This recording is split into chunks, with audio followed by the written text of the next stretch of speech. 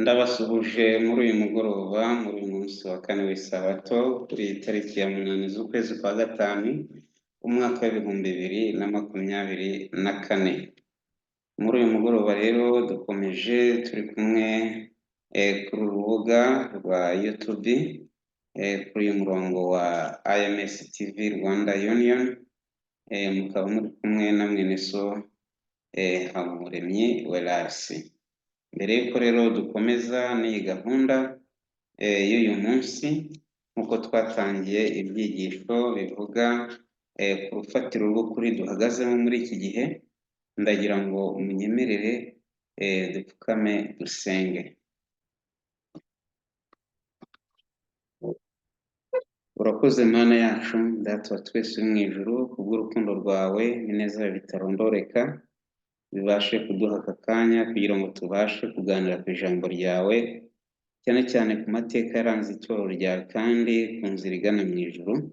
Turakwinze mu mwuka wera tuyobore, kandi ababyumva bose n'abatega amatwi n'abarebesha amaso yabo babashe kubigiramo umugisha, gusa mu izina rya Yesu, amen.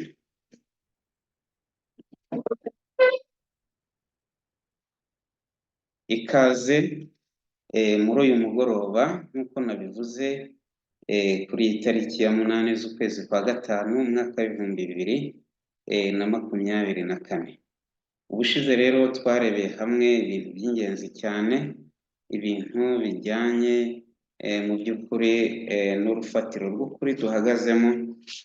Twarebye itorero ry'Imana n'iki kiriranga, tureba amaharakubiri mu itorero ry'Imana ryitegereje kuza kwa Yesu, amaharakubiri mu Badivantisi umunsi wa karindwi.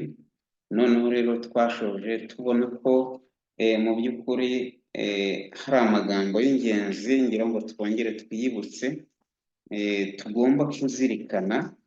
Umuntu wese uvuga ko ashoboye ivugurura, cyangwa se umuntu uvuga ko ari mukuri, agomba kuzirikana aya magambo ari mu bihame by'itorero umuzingo wa 6 paji ya 17, avuga ngo nta mpinduka ikwiriye kubaho mu birango rusange by'umurimo wacu.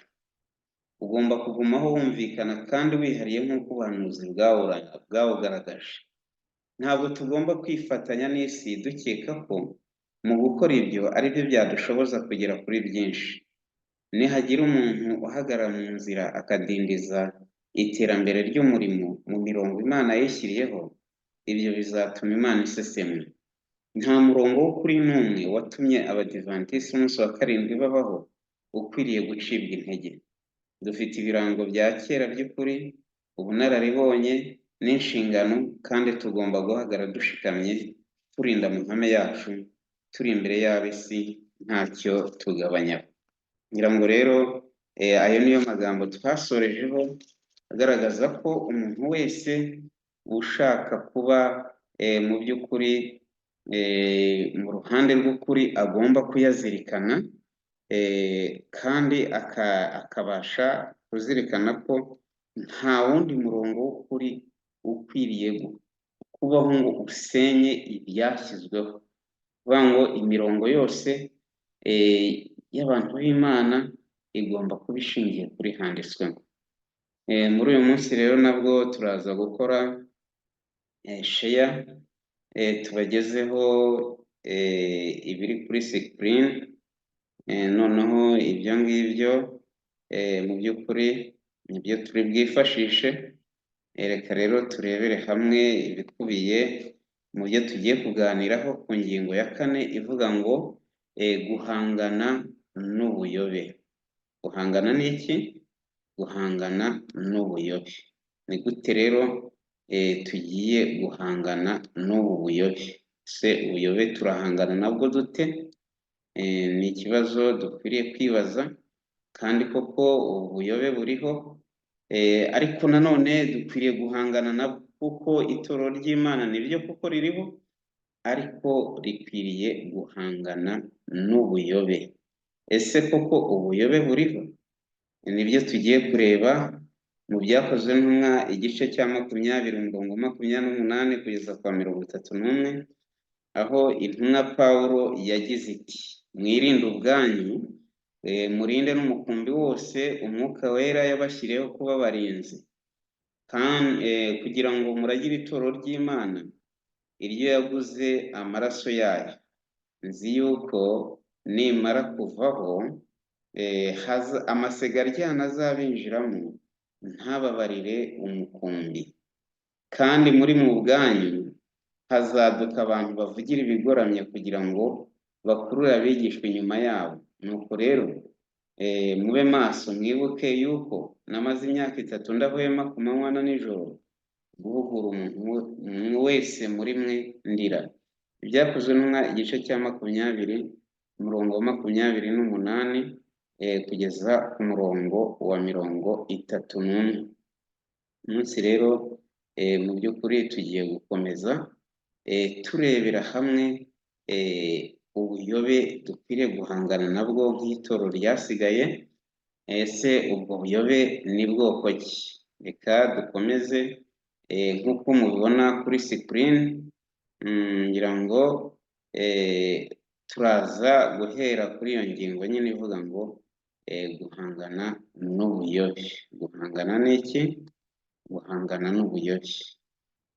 Ngira ngo iryo somo ryo tumaze kurisoma, riri hariya mu Byakozwe n'Intumwa igice cya 20 umurongo wa 28 kugeza ku murongo wa 31. Noneho Pawulo akomeza agira ati ariko ibyo nkora nzakomeza kubikora kugira ngo nkuru urwitwazo ku bashaka impamvu yo guhamya ko bameze nkatwe mu byo birata. Bene abo ni intumwa z'ibinyoma, ni abakozi bariganya, bigira nk'intumwa za Kristo, kandi ibyo si igitangaza kuko Satani we ubwe yihindura nka marayika w'umucyo. Nuko rero ubwo bimeze bityo, ntibyaba igitangaza kugira ngo abakozi be nabo bigire nk'abakozi bagabura ibyo gukiranuka. Iherezo ryabo rizahwana n'imirimo yabo. Urwa kabiri rw'Abakorinto igice cya 11 umurongo wa 12 kugeza ku murongo wa 15. Bumva rero Pawulo yakomeje kugaragaza neza ko hari Satani yihindura nka marayika w'umucyo. Marayika w'umucyo akora iki? Marayika w'umucyo aramurika. Vuga ngo rero Satani nawe afite ubwo bushobozi bwo kwifata ubwe akigira nka marayika w'umucyo akamurika.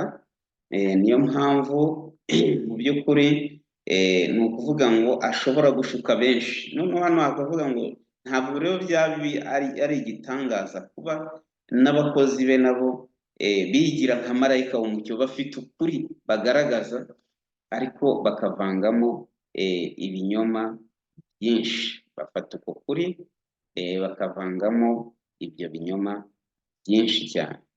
Noneho turahera ku buyobe buhakana gahunda n'ubuyobozi bw'itorero. Ubuyobe buhakana gahunda n'ubuyobozi bw'itorero. Ubuyobozi bw'itorero cyangwa gahunda bishingiye ku nama sebukwe wa Mose Yetiro ariwe sebukwe wa Mose, cyangwa se abandi bavuga ngo yari muramu we, ariko uko biri kose muri Bibiliya hatubwira ko ari sebukwe. Yamugiriye inama, kandi iyo nama amaze kuyimugira Uwiteka yahise ayihamya.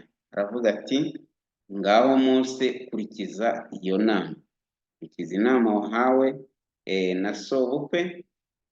Hariya mu Kuva ibice 18 umurongo wa 24 kugeza ku 26 ngo Mose yumvira sebukwe akora ibyo yamubwiye byose. Mose atoranya mu Bisirayeli bose abashoboye gucamanza, abaha gutwara abantu, bamwe ngo batware 1000, abandi ngo batware 100, abandi ngo batware 50, abandi ngo batware 10.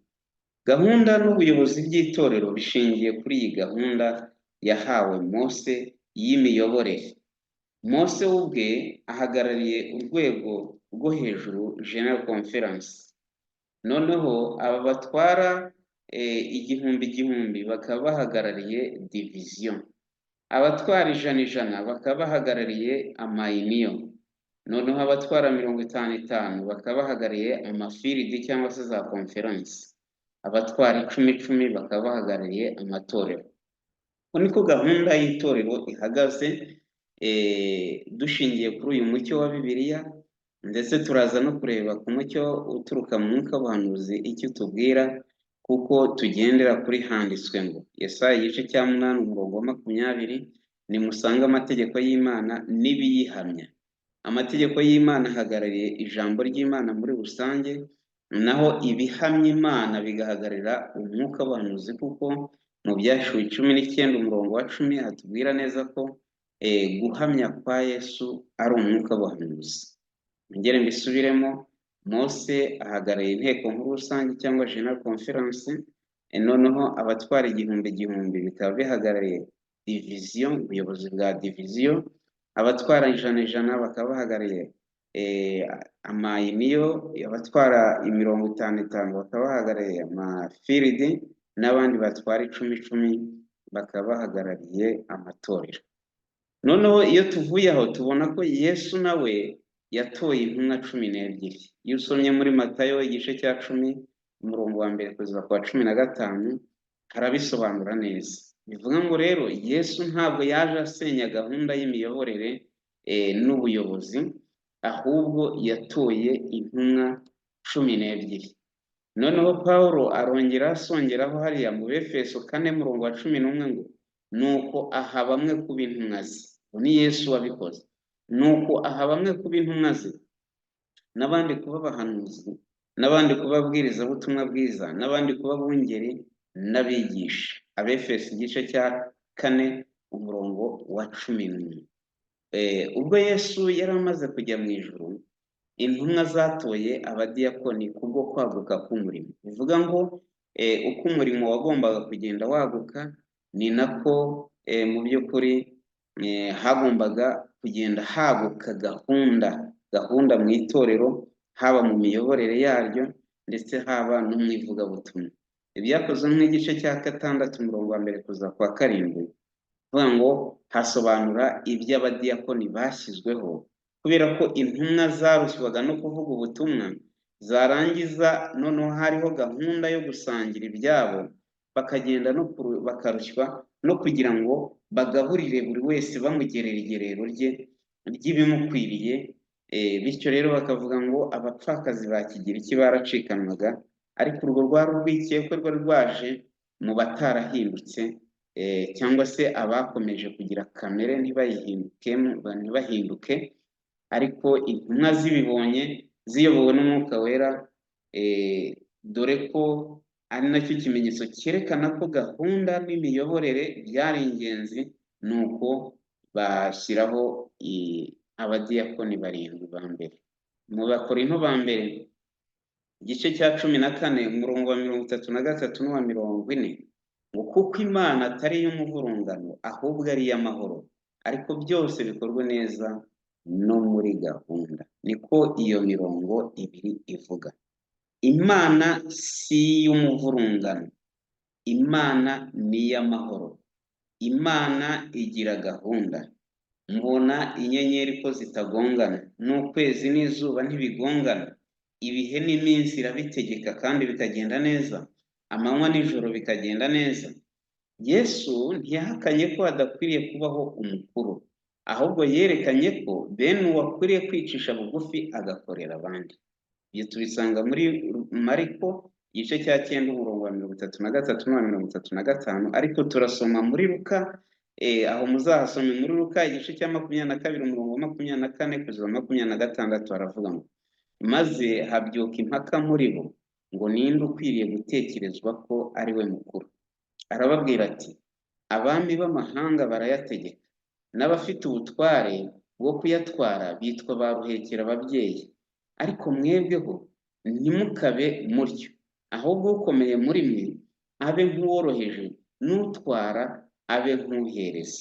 Urumva ko Yesu yagaragaje neza ko tudakwiriye kuba nk'abami b'amahanga bayategeka, cyangwa se ngo tube nk'abaruhekera ababyeyi ngo twumve ko ari twebwe nyine dukomeye.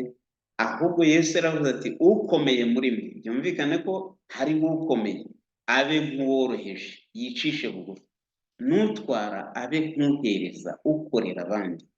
Rero ni ukuvuga ngo gahunda y'ubutumwa bwiza ntabwo ivuga ko hatariho abakuru, ahubwo abo bakuru bafite ibirango bigomba kubaranga.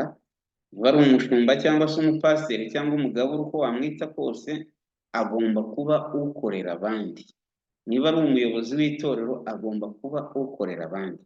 niba ari umuyobozi ku rwego urwo ari rwo rwose akwiriye kwicisha bugufi. ngiki kirango cy'ubutumwa bwiza. noneho umwuka buhanuzi wo utubwira iki? uratubwira ngo gutoranywa kw'intumwa 12 niyo yabaye intambwe ya mbere y'itorero yo gushyiraho ubuyobozi bw'itorero. itorwa rya mbere cyangwa se gutoranywa kw'intumwa 12 niyo yabaye intambwe ya mbere. igihe Yesu yatoraga intumwa 12 niyo ntambwe ya mbere yo gushyiraho ubuyobozi bw'itorero, organization of the church cyangwa se organisation de l'église. nibwo ubuyobozi bw'itorero bwari bugiyeho, ku buryo nyuma y'uko Kristo ajya mu ijuru byari gutuma umurimo we ukorwa hano ku isi. bivuga ngo rero abahakana ko ubuyobozi bw'itorero budakwiriye kubaho, abo baba bahakanye gahunda y'ijuru, kuko Yesu Kristo ubwe yafashe intumwa ze arazitora, azitoranya mu bandi, arazitoza kugira ngo ubwo azaba agiye mu ijuru cyangwa asubiye mu ijuru, ariko basubiye mu ijuru bagombaga gukora umurimo mu buryo bwagutse. ubuyobozi bw'itorero ry'i Yerusalemu bwagombaga kuba icyitegererezo cyari gutuma hashyirwaho ubundi buyobozi mu matorero yo mu tundi turere, aho intumwa z'ukuri zagombaga kuronka imitima y'abahindukiriye ubutumwa bwiza. abahabwaga inshingano zo kurebera itorero ntabwo bagombaga gutwaza igitugu umurage w'Imana, ahubwo bari kuba ibyitegererezo ku mukumbi. mu Rwambere rwa Petero 5 umurongo wa 2 n'uwa 3, ndetse n'igitabo cy'ibyakozwe mu paji ya 18 ya 91, 92, 95, 96, niho dusoma aya magambo. iki gitabo ni igitabo cy'umwuka buhanuzi. nguko rero mu by'ukuri uko umwuka buhanuzi utubwira ku bijyanye n'ubuyobozi n'imiyoborere by'itorero ry'Imana rigitangira. Yesu we waritangije, ndetse na mbere yaho rikitwa ishyanga ry'Imana ry'Abisiraheli mu butayu. Yesu ubwe niwe wari wiyoboreye iryo shyanga ari mu nkingi y'igicu ku manywa, ndetse n'inkingi y'umuriro nijoro, nko muri rwa rutare Mose yakubise inshuro 3.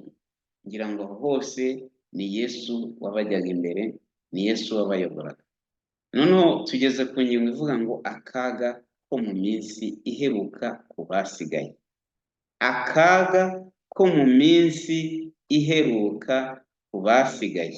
hari akaga mu gitabo cyitwa ibyakozwe ntumwa, igitabo cyitwa ibihamya by'itorero umuzingo wa 9, paji ya 257, 258, haravuga ngo kuri bamwe imihati yose yabayeho kubwo gushyiraho gahunda bayifashe nk'iteye akaga. tugiye kureba abantu bafite akaga bariho, nko kubabuza umudendezo wabo bwite, ndetse bakavuga ko bikwiriye gutinywa nk'aho ari ubupapa. n'uyu munsi niko bavuga bene abo bantu, bakavuga ngo gahunda y'ubuyobozi yakomotse ku bupapa. oya, gahunda y'ubuyobozi yakomotse kuri Yesu Kristo. niwe nyiri gahunda, niwe ushyiraho gahunda. bityo rero aka kaga ko mu minsi y'imperuka reka tukareba. kuri bamwe imihati yose yabayeho kubwo gushyiraho gahunda bayifashe nk'iteye akaga, nko kubabuza umudendezo wabo bwite. ese aba bantu ntabwo bariho? n'aba bantu muri iki babayeho kandi bariho kandi bazakomeza kubaho, ndetse bakavuga ko bikwiriye gutinywa nk'aho ari ubupapa. iyi mitima yayobejwe, hano nagiye mbishyira mu magambo y'inyuguti z'umukara kugira ngo abantu babashe kubibona. iyi mitima yayobejwe yibona ubwayo ko ari icyo kwirata kubw'uwo mudendezo wabo wo kuba batekereza kandi bagakora ari ibyigenge. Ariko reka mbabwire, uyu mudendezo reka tuwuvugeho. Uyu mudendezo upfuye ni umudendezo upfuye koko. Umudendezo urapfuye, kubera ko hano mu by'ukuri muri Petero hatubwira ko babasezeranya umudendezo, ariko uwo mudendezo nyamara ngo ubwabo ni imbata z'ibibozi. Ndagira ngo iryo somo tuze kurisoma, ngo batangaza ko batazigera bagendera na rimwe ku cyo umuntu yababwiye, ko nta muntu ubayobora. Nahuguriwe kumenya ko ibyo ari umuhati wihariye wa Satani yagize wo kuyoborera abantu aho biyumvisha ko Imana ishimishwa n'uko bakwihitiramo ibyabo badakeneye inama za bene se. Abantu bagahitamo ibyabo badakeneye inama za bene se.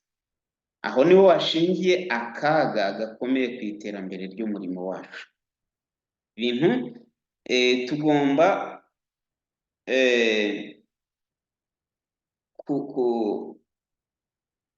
kubisoma tukabyumva. Niho hashingiye akaga k'umurimo wacu. Bivuga ngo inzaduka cyangwa se abantu bazaza bavuga ibyabo, bavuga ko mu by'ukuri bafite ubutumwa, ariko bica gahunda. Hano umwuka w'abahanuzi utubwiye neza ko ari bo bantu tuzaba dufite bateye akaga. Turaza gusoma rya somo, ariko reka tubanze dusoma aya magambo. Tugomba kugenda neza twiyumvamo icyizere, duhuje mu nama duhabwa n'abajyanama batinya Imana, kuko ibyo byonyine ari byo birimo umutekano n'imbaraga byacu. Ibitari ibyo, Imana ntishobora gukorana natwe, habe no kuba iruhande rwacu, ndetse ntacyo yadukorera. Hari abantu benshi bagiye bambaza ibibazo bakavuga bati, ariko amatsinda avuga ngo nta nsengero zikwiriye kubaho, nta bakuru b'amatorero se, nta bapasitoro, nta kimwe mu icumi, nta maturo. Aya matsinda ari mu kuri, none ugasanga abantu bahangayitse. Ariko hano Imana yo yigaragarije neza ko idashobora gukorana natwe, habe no kuba iruhande rwacu, mu gihe twanze gukorana na bagenzi bacu, mu gihe dufite ibintu bitagira gahunda n'ubuyobozi. Mbega ukuntu Satani yakwishima imihati ye yo kwinjira muri ubu bwoko bw'Imana iramutse itsinze, maze akavurunga umurimo, mu gihe hakabaye hakenewe ubuyobozi bwiza bwabasha kuturinda ibyaduka byanduye, kandi hakabaho guhangana n'abatera induru z'ibidahura n'ijambo ry'Imana. Ni ukuvuga ngo Satani yatsinda haramutse habayeho izo nduru z'ibidahura n'ijambo ry'Imana. Dushaka gushimangira, niko umwuka w'abahanuzi ukomeza uvuga ngo dushaka gushimangira imirongo mu buryo budakebakeba ko hatazigera habaho gusenya uburyo bw'ubuyobozi na gahunda byubatswe mu bwenge no mu gukorana make. Hari abavuga bati twageze mu gihe giheruka, ariko time setting, gushyiraho igihe, ubwo butumwa ntabwo ari ubutumwa buva ku Mana. Twebwe dukurikiza ibyo Imana ishaka, tugategerezayo ikazakora ibyayo. Ariko iyo utangiye ukavuga ngo igihe cyarageze, kimwe mu icumi n'amaturo byavuyeho, gahunda z'ubuyobozi si byo, kubera ko umuyobozi runaka yagukoreye ibi n'ibi, ukumva ko nyine ubuyobozi bwose bupfuye. None se aho ugiye hatagira ubuyobozi ho, n'ibipfa uzajya hehe? Nibwo hazabaho kwiheba. Dufite ubunararibonye bwinshi.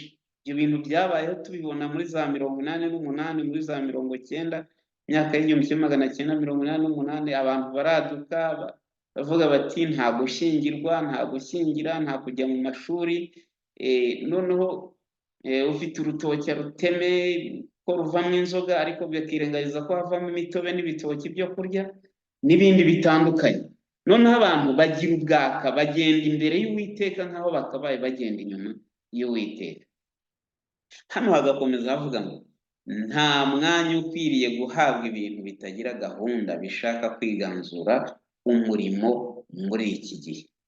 Ngo bamwe bagize igitekerezo cy'uko bashingira kuri ibi, bamwe bagize igitekerezo cy'uko ubwo tuzaba twegereje iherezo ry'ibihe, umwana w'Imana wese azakora yigenga atabarizwa mu buyobozi bw'iby'iyobokamana.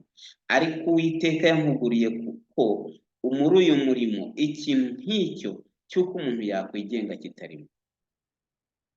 Abantu bakavuga ngo ubwo tuzaba tugeze ngo mu gihe cy'ijwi rirenga, ngo buri wese ijwi rirenga ryaratangiye mu cya 188 niko tubisoma. Noneho rirakataje ahubwo rigiye kugera ku iherezo. None abantu bakavuga ngo igihengo cya dimanche ngo igihe, nibyo birumvikana, ariko nta muntu uzavuga ngo ni ibintu bizaba biri automatique. Akarengane kazaza nyine kazabuza abantu kujya hehe? Mu nsengero. Kazabuza abantu gahunda z'ibyo bakoraga. Ariko mu gihe dufite umudendezo, gahunda y'ubuyobozi n'imiyoborere na gahunda zose zashyizweho n'Imana dukwiriye kuzubahiriza. Bamwe bagize igitekerezo cy'uko ubwo tuzaba twegereje iherezo ry'ibihe, umwana w'Imana wese azakora yigenga atabarizwa mu buyobozi bw'iby'iyobokamana. Ariko Uwiteka yampuguriye ko Boneri na White muri uyu murimo ikintu nk'icyo cy'uko umuntu yakwigenga kitarimo. Amatsinda atagira ubuyobozi na gahunda ya bamwe bahamya ko ari abakristo agaragazwa neza nk'amafarashi akora umurimo y'inyembaraga ariko ataratojwe. Iyi imwe igiye imbere indi kurura ijyana inyuma. Shebuja yazitegeka kujya imbere, imwe ikagenda indi igahagarara. Ibihamya by'itura umuzingo wa 9 paji ya 257 na 258. Ngira ngo rero ngaka kaga kariho mu minsi y'imperuka. Kandi kagingo karavuga ngo ibibi ntibiterwa n'uko hari ubuyobozi na gahunda. Ikibi ntikizanwa n'uko hari ubuyobozi, ahubwo giterwa n'uko ubuyobozi bushyirwa imbere bukarutishwa byose, maze ubutungane nyakuri bugahabwa umwanya muto. Iyo nanone abantu bibanze mu by'imiyoborere n'ubuyobozi bakibagirwa ko Yesu ari we muyobozi nyakuri kandi ubakuriye, bakiyibagiza ibyo kwicisha bugufi nk'uko yabibabwiye, bityo ibibi birinjira. Ntabwo rero ibibi biba bizanwe n'uko hari gahunda y'ubuyobozi, ahubwo ba nyiri ubwo buyobozi nibo baba bazanye ibibi. Ingingo y'ubuyobozi inyuranye n'ibyo bibi. Turamutse tudafite ubuyobozi byaba bimeze nko gusenya ibyo twubatse. Koko hagiye hagaragara ibibi haba mu ishuri ryo ku Isabato no mu ishyirahamwe ry'ivugabutumwa, byatewe no gukoresha imbaraga z'umubiri cyane cyane mu gihe hirengagijwe ubunararibonye bw'ingenzi. Ariko se nubwo izo ngorane ziriho zizakurwaho n'uko duhagaritse gahunda y'ubuyobozi? Nzi neza ko Uwiteka ari we washyizeho ubuyobozi, kandi ko igihamya cy'uko hari ibicantege mu murimo bitahita biba impamvu yo gukuraho ubuyobozi. Twahawe umucyo mwinshi ku bijyanye no gushyiraho ubuyobozi amatorero, ariko kandi twahuye n'urugamba rukaze mu gushyiraho ubwo buyobozi, ariko twaje kugera ku ntsinzi nyuma yaho. None se hari ubwo itorero ryareka gahunda y'ubuyobozi bitewe no kutagira icyo abantu bitayeho, ubunyamihango n'ubwibone?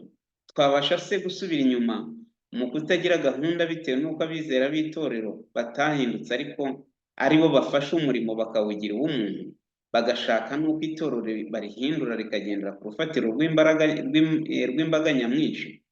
Mu gitabo cyitwa Amahame remezo y'uburezi bwa Gikristo paje 259, abatagira gahunda n'ubuyobozi ntabwo Imana ibana nabo. Niyo ngingo tugiye gusorezaho. Ntabwo Imana izabana n'abatagira gahunda n'ubuyobozi. Bivuga ngo rero icyo nicyo gisubizo ku matsinda ya kidivantiste cyangwa se y'abategereje avuga ko nta gahunda nta buyobozi. ntabwo Imana yabana nabo. Abamarayika bakora bahurije hamwe. Gahunda nziza niyo iranga imikorere yabo yose. Uko turushaho kwigana ubuhuze na gahunda by'ingabo z'abamarayika, niko imihati y'aba bakozi mvajuru batugirira irushaho kutugeza ku ntsinzi. Niba tubona ko tudakeneye ibikorwa birimo ubuhuze, tukaba tujagaraye, tudatojwe neza, kandi nta n'ubuyobozi dufite mu mikorere yacu, abamarayika bo kuko bo usanga bafite ubuyobozi bwiza, bakagendera kuri gahunda itunganye, ntabwo babasha kudufasha ngo tugere ku ntsinzi. Barahindukira bakadutera umugongo bababaye, kuko batahawe itegeko ryo guha umugisha ibintu birimo umuvurungano, ibijagaraye kandi bitagira ubuyobozi. Abashaka bose gufatanya n'izo ntumwa mvajuru bagomba gukora bahuje nazo. Abamurikiwe n'ijuru uko byagenda kose bazateza imbere gahunda, ikinyabupfura no gukora bahurije hamwe. Ubwo noneho nibwo abamarayika b'Imana bazashobora gufatanya nabo. Ariko nta na rimwe yabisubiyemo, ariko nta na rimwe izi ntumwa z'ijuru zizatera kashe ku bintu bihindagurika bitagira ubuyobozi, bitarangwamo gahunda. Ibi bibi byose, kutagira gahunda n'ubuyobozi byiswe ibibi, ibi bibi byose ni ibiterwa n'imihati ya Satani yo guca intege imbaraga zacu, agasenya umwete no kutubuza kugera ku ntsinzi yo mu mikorere. Ibihamya by'ituro umuzingo wa mbere, paje ya 649 na 650. Ubutaha rero tuzareba ubuyobe buhakana kubaka insengero. Ese abantu b'Imana bakwiriye kugira insengero cyangwa se inzu zo kuramirizamo?